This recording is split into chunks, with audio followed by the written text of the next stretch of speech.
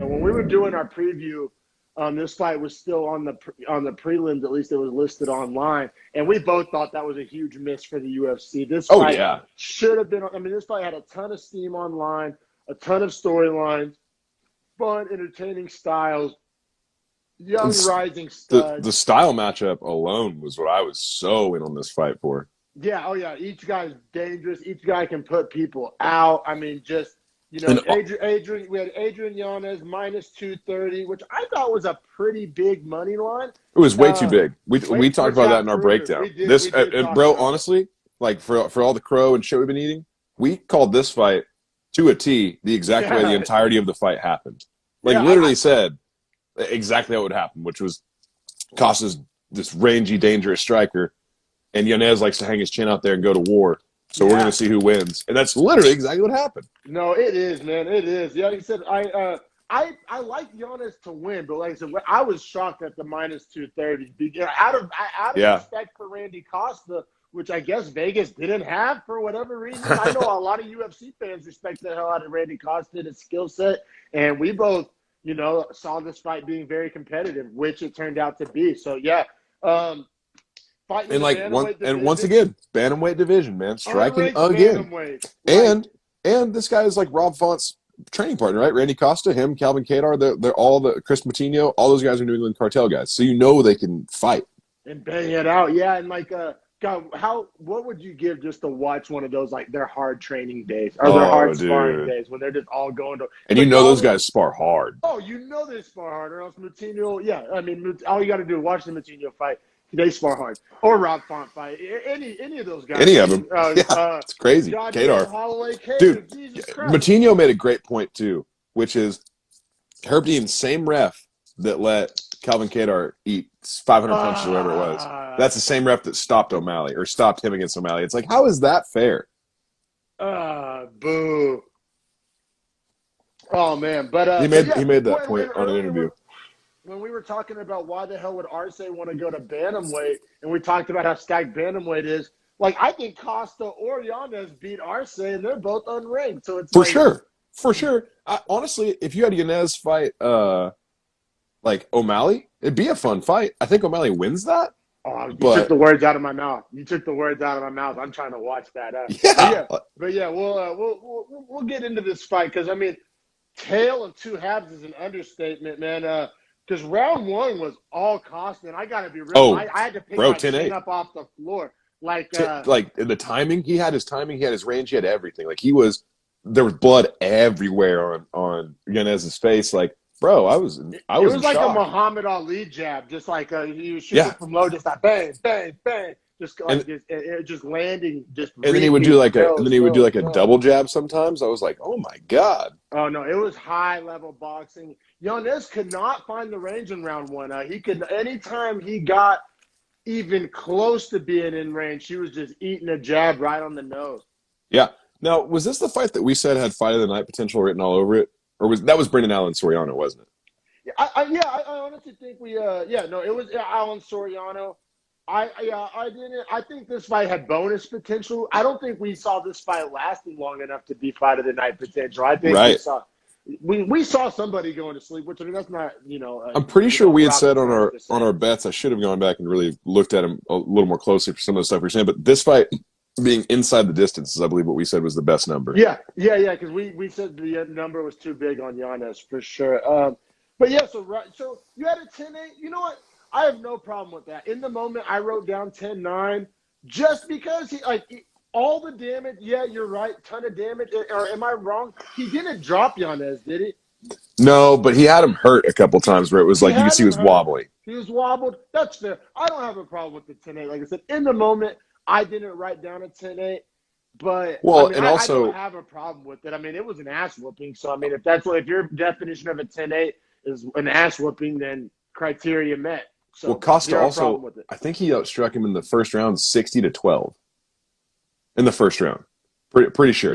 Yeah. No, I mean, the numbers, like I said, not arguing with you at all. I just, for whatever reason, in the moment, didn't cross my mind, but not dying on the hill that it's not. Were you I just want to ask you between the rounds what you were feeling, what you were thinking, how you saw it. Because, I was like, Randy Costa's riding on his way to knocking Adrian Yanez out. Like, Oh, and me then too. and I now, was shocked. I was like, oh my God, these Costa bettors are probably fucking have wood right now. yeah, because he had a great number. What was it, like plus 190? I think it was. Yeah.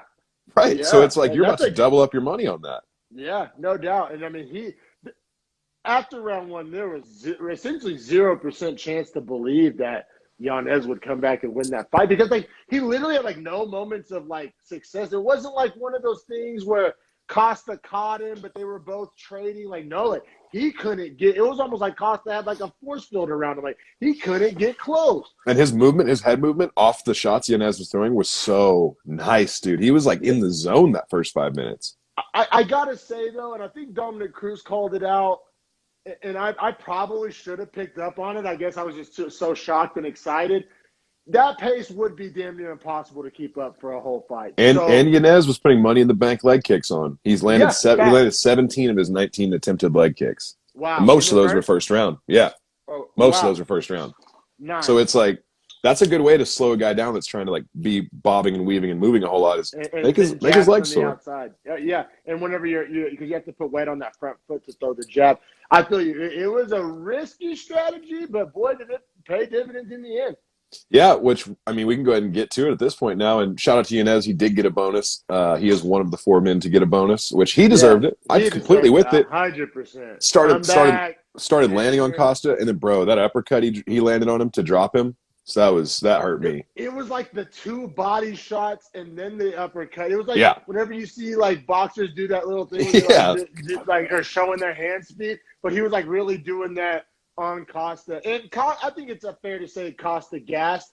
You know what I mean? But I think he was a little shook that Yanez came out with that amount of energy and pace after he got dumped on for 5 minutes. Like, oh, that guy's not done. Like I thought, I mean, a lot of guys are not named Chris Moutinho are done after an ass whooping like that. You know what I'm saying? It has to be an oh shit moment. I mean, in football, you think about it when a team gets up like 20 points and then all of a sudden by like the fourth quarter, the team that was down 20 now has the ball driving down the field and they're about to score a touchdown and win.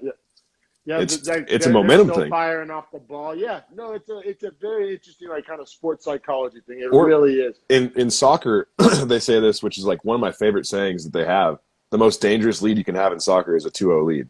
Because you start to play defensive, boom, they score once. They score once, they're only down 1 and they have all the momentum. I think NBA is a great example of that, or even I guess the sport of basketball in general. Because, 15-point lead is big enough to take your foot off the gas, but also big enough to disappear like that. Yeah, especially in the 3-point game. That's 5 threes. I mean, that's in theory, 5 possessions, if you have a couple turnovers. I mean, with the Warriors, that's literally their MO is like there were games they'd get down 20 and people would be like, what is going on? They'd be down 20 at half. Right. Yeah, third quarter comes out and they're just bang, bang, bang, bang, just shooting the lights out. And you're like, what? It was like a known thing out here in the Bay Area. I was living in the Bay Area during that whole era, and like the local sports radio station made DubCon 3 shirts for like the third quarter. Yeah, it was like a known thing. They would call it DubCon 3. Yeah, because they got a bunch of 40-point third quarters. The Warriors, like that's their thing. Bankable. Like if you could find prop bets on like over the third quarter, you know what I mean? The people were probably cashing checks for sure. But this next fight, Yanez wins, gets the bonus, entertaining as all fuck. I mean, super likable guy. Like, I think Yanez O'Malley's the fight to make, especially because like the whole O'Malley's fighting unranked fighters. Like you can kind of troll those people because like that's my point. Is like okay. Yeah, I get it. They may have had a little bit of a point on the Moutinho fight. Granted, it was a last-minute replacement. Now, but I mean, if he fights Yanez, are you really gonna say like he's not fighting a quality fighter? Like, are you gonna fix your lips? You can't not say that. You, but some jackass in a YouTube comment really gonna say he's unranked too? Like Yanez is a bad son of a bitch and a tough night out for fucking anybody. Well, I think it just speaks to the whole like the storyline of this whole night is bantamweight is loaded. I think that's what I come away with. So fun. I mean, it's like but it's we've so been on stacked. that train for a year. Yeah, you know but for the casuals, like if they were paying attention to the weights and like watching these guys, I would watch this fight and be like, neither of these guys are ranked, and one was 6-1 and one is 13-3. How is this? And their fight pace and style and skill, like the skill level that they both have is insane to begin with as well. Yeah, no, seriously, like That jab for Costa is going to be a problem for like essentially anybody. And Mm-hmm. then Yanez just has that like uncoachable kind of warrior He factor. feels like a That's samurai when he's out there, bro. that's Like gonna be a problem for anybody. Like he's not scared of anybody.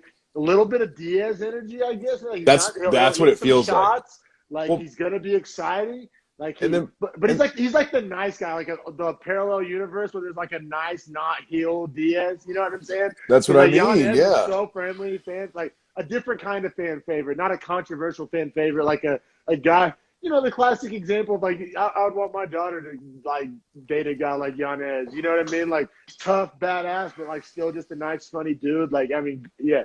What's Yeah, and there like not to like about in it? his post fights, like he's awesome when they talk to him. Like he's good on the mic. Like he's a Houston dude. He trains with Black Beast. Like so you Social know he's media master. I mean, right, and you may right. roll your eyes at like, oh, what does that have to do with fighting in 2021? Everything. O'Malley, Ask think about Jake O'Malley. Paul. Ask O'Malley.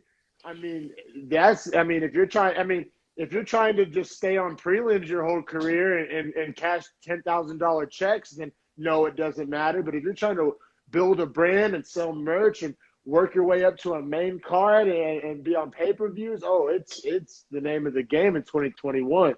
Yeah, absolutely. Man, I don't know how I did this without being at my computer for so long. I'm just so dumb for not doing it this way to begin with. But Oh yeah, what I I have the highlight reason I cards for the. yeah reason I say that though is because like right now I can just look at Yanez's record. His last 4 fights in the UFC are all KO TKO wins. Now, granted, one of Oh those is a yeah, contender series, but like the dude and stops they're not people. just any KOs. You know, one was a head kick, the other one was a spinning elbow or some shit. Like Yeah, and now this one's a 4 piece combo. yeah, I with just like saw the gorgeous replay. Just uppercuts. body head jab and then comes under it with the uppercut. It's like oh Yeah, just yeah, they're all highlight worthy. They're all spectacular. But yeah, as much as we could suck off Giannis for the next 5 minutes, I think we should keep it pushing.